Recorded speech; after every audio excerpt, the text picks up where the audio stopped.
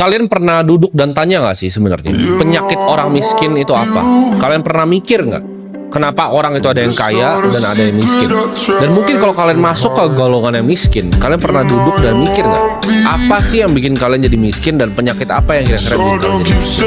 Gue definisikan pakai kata-kata penyakit karena menurut gue ini adalah memang sebuah penyakit. Sama persis kayak orang sakit secara fisik, secara biologis. Kalau kalian sakit, ya kalian nggak cek ke dokter, kalian nggak tahu penyakitnya apa, sakitnya di mana, kalian nggak tahu cara sembuhinnya. Dan di video kali ini gue akan bahas. Ini penemuan gue ya selama mungkin 24 tahun lebih hidup. Kira-kira apa sih yang bikin manusia itu jadi miskin?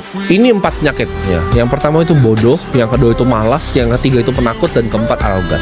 Bodoh, malas, penakut atau pecundang, dan juga arogan. Gue kasih analoginya ya biar kalian bisa nyerap ya. Gue ada di hutan sekarang ya. Kita berada di hutan. Di hutan tuh ada jalanan lurus panjang. Ini ada 4 orang di sini ya. Ada orang bodoh, ya orang malas, orang penakut, sama ada orang arogan. Gue ada McLaren di situ. Gue punya McLaren dan gue punya peta. Ya petanya peta yang masih analog, bukan peta digital, bukan Google Maps ya, peta. Di situ gue kasih titik X, dimana gue bilang di X itu ada 1 kilo emas. Ini semua 4-4-nya miskin, beneran nggak punya duit ya.